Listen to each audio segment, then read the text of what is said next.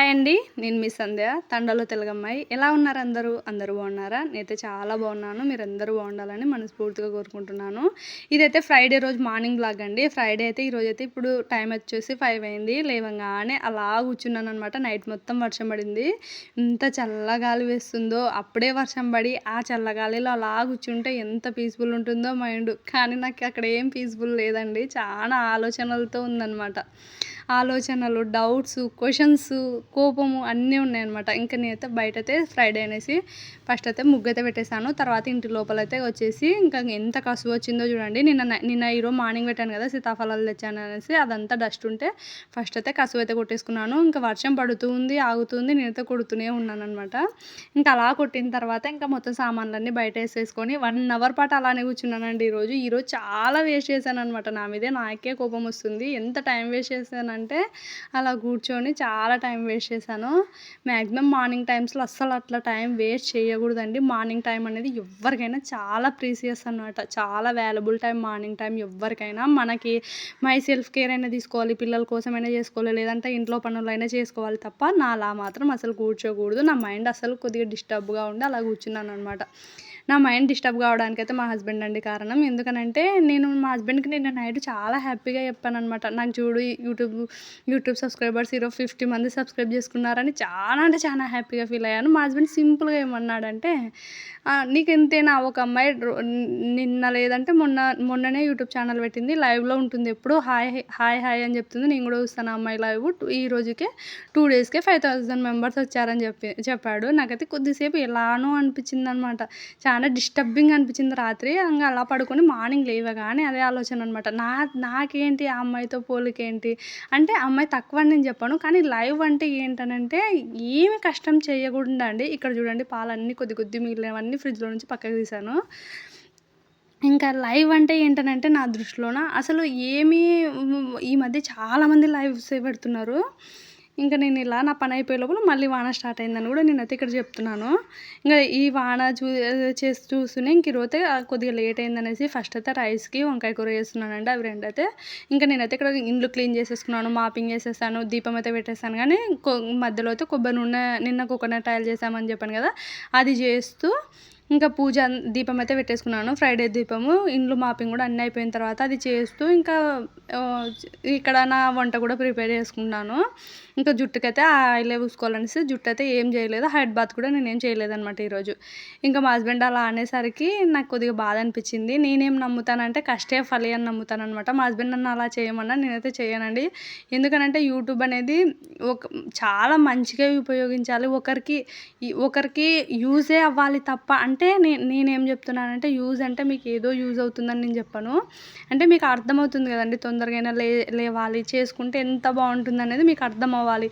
అదే కాదండి, ఎవరి పర్స్పెక్టివ్ అయినా కరెక్టే ఉండాలి అని నేను ఫీల్ అవుతాను. కానీ అలా ఓన్లీ 24 గంటలు లైవ్‌లోనే ఉండి, హాయ్, బాయ్ అని చెప్పుకుంటుండి ఫ్రీగా సబ్స్క్రైబర్స్‌ని తెచ్చుకోవడం అనేది నాకు ఇష్టం లేదనమాట.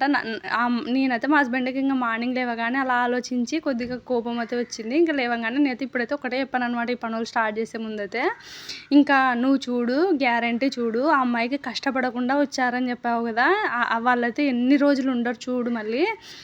డెఫినెట్‌గా నాలాంటి వాళ్ళే ఖచ్చితంగా రేపన్న రోజు ముందుకొస్తారు. కానీ అలాంటి వాళ్ళని ఈ దేవుడైనా చూస్తూ ఉంటాడు చూడు అని చెప్పాననమాట. ఇంకా అలా చెప్పిన తర్వాత నేను మనశ్శాంతిగా పని చేసుకుంటున్నానండి. నాకెందుకో అలా అనిపించిందనమాట. ఇంకా చెప్పాను కదా, ఇక్కడ నేను మిగిలిన పాలన్నీ ఈరోజైతే పన్నీర్ చేద్దాం అనుకున్నాను. ఇంకా నేను అన్నీ మిగిలిపోయాయండి. బకెట్స్‌లో, పాల బకెట్లలో, చెంబులలో కూడా డైలీ పిల్లలు పాలు తేవడం, ఆ పిల్లలకి ఎన్ని కావాలో అన్ని కాగబెట్టేసేయడము, ఇంకా కాగబెట్టేసేయడము, మిగతావన్నీ ఫ్రిడ్జ్‌లో పెట్టేసేయడం అన్నమాట. ఇంతకుముందు నేనేం చేసేదంటే వన్ డేవి అంటే హాఫ్ లీటర్ పాలొస్తాయండి రోజు. ఇంకా 2 డేస్‌కి అయితాయి అనమాట పిల్లలకి తాగడానికి పాలు. డైలీ పావు లీటర్ ఇద్దరు పాలైనా నేను కొద్దిగా టీ చేసుకుని ఇంకా 1 డే మొత్తం తోడుపెట్టేదాన్ని. ఇంక ఈ మధ్య కాలంలో అసలు పెరుగు ఏమి చల్లగా ఉందనేసి తినరనేసి అలా వదిలేసాను. అసలు పట్టించుకోవడమే లేదనమాట. ఎంత వేస్ట్ అయిపోయాయంటే పాలు, చాలా బాధ అనిపించింది. ఇంకా ఈ రోజు నుంచి అయితే వేస్ట్ చేయలేనండి. పన్నీర్ బాగానే వస్తుంది అనుకున్నాను, కానీ అవి ఆల్రెడీ పాలు డిస్టర్బ్లా ఉన్నాయన్నమాట. మనం నిమ్మకాయ రసం పాలు కాబెట్టిన వెంటనే నిమ్మకాయ రసం పిండిన వెంటనే అవి గడ్డలు గడ్డలుగా బాగా దండిగా రావాలండి. కానీ అవి మొత్తము సగం మంచిగా ఉన్నాయి, పాలు సగం మొత్తం చెడిపోయినాయి. అందుకోసం అయితే కిందకి అంతా పాలలాగా వచ్చేసాయి, మొత్తం ఫ్లాప్ అయిపోయింది అనమాట పన్నీర్ కర్రీ అయితే. ఇంకా అలా దాన్ని అయితే పన్నీర్ అయితే మొత్తం ఫ్లాప్ అయిపోయిందిలేండి. ఇక్కడ చాలా బాధ అనిపించింది. ఆల్మోస్ట్ 1.5 లీటర్ దాకా ఉంటాయండి అవి పాలు. ఎంత వేస్ట్ కదా. 5 డేస్ పాలనమాట. మధ్య మధ్యలో పిల్లలు ఒకటి తాగారంతే. ఈ మధ్యకాలంలో నాకు టైం లేక టీ కూడా సరిగ్గా పెట్టుకోవడం లేదు. పన్నీర్ చూడండి, అది పొడి పొడి అదేనన్నా కొద్దిగా సాఫ్ట్ అయినా వచ్చలేదు, పొడి పొడిలాడుతూ వచ్చిందనమాట. చాలా బాధ అనిపించింది. ఈరోజు మొత్తం నెగిటివే అనమాట. ఈరోజు ఎందుకో ఒక్కొక్క రోజు అలా జరుగుతూ ఉంటుంది. ఇంకా ఇలా ఫ్లాప్ అయిపోయిందనమాట నా పన్నీర్ అయితే. ఎప్పుడు చేసినా చాలా పర్ఫెక్ట్గా స్మూత్గా వస్తుందండి. ఈరోజు పాలు అస్సలు బాగాలేవు. మామూలుగా అంటే పన్నీర్ చేయాలంటే క్రీమ్ పాలు తీసుకోవాలండి.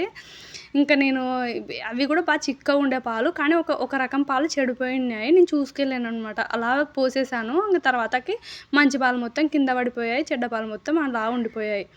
ఇంకా తర్వాత అయితే ఆయిల్ మొత్తం ఫుల్గా పెట్టేసుకున్న తర్వాత ఇంకా మధ్యాహ్నం అయితే నేనైతే ఫుల్గా సద్దలు అయితే పట్టిస్తున్నానండి. అంటే జిన్నుకు పట్టించుకోవాలన్నమాట. ఈరోజు మంత్ స్టార్టింగ్ కదా ఇది. ఇంకా అన్ని పిండులు కూడా అయిపోయాయినవి. అన్ని పిండులు అయిపోయిన తర్వాతే స్టార్ట్ చేస్తాను అనమాట. ఇంకా ఇక్కడ సద్దలు కూడా నీట్గా చేసేసుకుంటున్నాను. మేము సద్దలు అయితే కొనుక్కుంటామండి. 50 kgs ప్యాకెట్ మాకు 1200కి వస్తుందన్నమాట. ఇయర్లీ కొనుక్కుంటాం, కానీ కంపల్సరీ చెరుక్కోవాలి సద్దలు. అంతే మట్టి కొద్దిగా ఉంటుంది, అదంతా తీసుకొని చెరుక్కోవాలన్నమాట. సద్దలు జరగడం అయితే ఇంకా ఇక్కడ 4.5 kgs అయితే సద్దలు జరుగుతానండి. ఇంకా ఇదైతే నాకు ఈజీ ప్రాసెస్, నాకైతే ఈజీగానే వచ్చేస్తుంది అనమాట.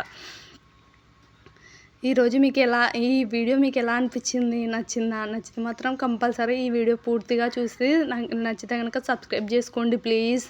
ఇంకా నేను మొన్న గ్రాసరీ ఇది ఎలా తెచ్చుకుంటాననేది చూపించాను కదండి. ఈరోజైతే మాత్రం ఇంకా మేము పిండులు అంటే మంత్లీ ఒకసారి నేను అన్ని పిండులు పట్టించుకొచ్చుకుంటాను అనమాట.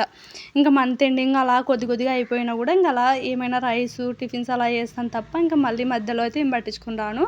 ఒక సద్దలు అలాంటివి అయితే కంపల్సరీ పట్టించుకుంటాను అనమాట. పిల్లలకైతే రోటీ కావాలి అనేసి. ఫెస్టివల్స్ ఎవరైనా రిలేటివ్స్ వస్తే మాత్రం సద్దలు తొందరగా అయిపోతాయి అంతే. ఇంకా ఇక్కడైతే నాకు ఇంకా తర్వాత కసు కొట్టడం కూడా అయిపోయింది. ఇంకా మా హస్బెండ్ అయితే నేను మార్నింగ్ అయితే వంకాయ కూర అన్నం తిన్నారు, కానీ ఇంకా మధ్యాహ్నం వాళ్ళు తినలేదనమాట. మధ్యాహ్నానికి నైట్కి వాళ్ళు ఏం చేశారంటే వంకాయ కూరలోనే చికెన్ తెచ్చేసుకొని మళ్ళీ చికెన్ కర్రీ వంకాయ కర్రీ 2 యాడ్ చేసి భలే చేశారండి. నేను బయట ఎడిటింగ్ చేసుకుంటూ ఉన్నాను, చేసేసారనమాట. హాయ్ అండి, మొన్న మీకు వీక్లీ గ్రాసరీస్ నేను ఎలా తెచ్చుకున్నాను, వాళ్ళైతే రైస్ కూడా తిన్నారండి, నేనైతే రైస్ తినలేదు, నా కోసం మాత్రం కంపల్సరీ ఈ పిండులు అండి. అంటే గోధుమ పిండి అవన్నీ తెచ్చుకుంటాను కదా, అవి మంత్లీ ఎలా స్టోర్ చేసుకుంటాను, ఎలా పట్టించుకుంటాను మిల్లు అయితే చూపిస్తాను మీకైతే. నాకు ఈ 4 పిండులు అయితే కంపల్సరీ ఇంటిలో ఉండాలండి. నాకు ఇవి పిల్లలు ఉన్నారనేసి నేను కంపల్సరీ ఈ 4 పిండులు అయితే నేను మిల్లులోనే పట్టించుకుంటాను, ప్యాకెట్స్లో అయితే తెచ్చుకోను అనమాట. ఫస్ట్ అయితే మాత్రం సద్దలండి. సద్దలు అయితే ఇక్కడ 4.5 kgs ఉన్నాయి. ఇవైతే దగ్గర ఫస్ట్ అయితే సద్దలండి. సద్దలు అయితే 4.5 kgs ఉన్నాయి. ఇవైతే మాకు ఈజీగా 25 days వస్తాయి. 25 daysకి 4.5 kgs అండి. మధ్యలో ఇంకా ఎక్స్ట్రా అవసరం అయితే కూడా ఒక 1.5 kg అలా పట్టించుకుంటాము. ఇది కూడా మంత్లీ ఒకేసారి తెచ్చుకుంటాం అనమాట. నెక్స్ట్ అయితే గోధుమలు అండి. 5 kgs తెచ్చానని చెప్పాను కదా, ఇక్కడైతే 2.5 kgs ఉన్నాయి.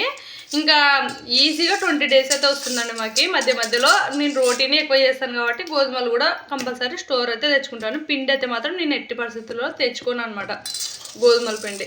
ఇంకా గోధుమలే తెచ్చుకుంటాము, పట్టించుకుంటాం మిల్లుకి. ఇవి కూడా కంపల్సరీ మిల్లుకే పట్టించుకోవాలండి. నెక్స్ట్ వచ్చేసి రాగులండి. ఇలా ప్యాకెట్స్లో తెచ్చుకోవాలి.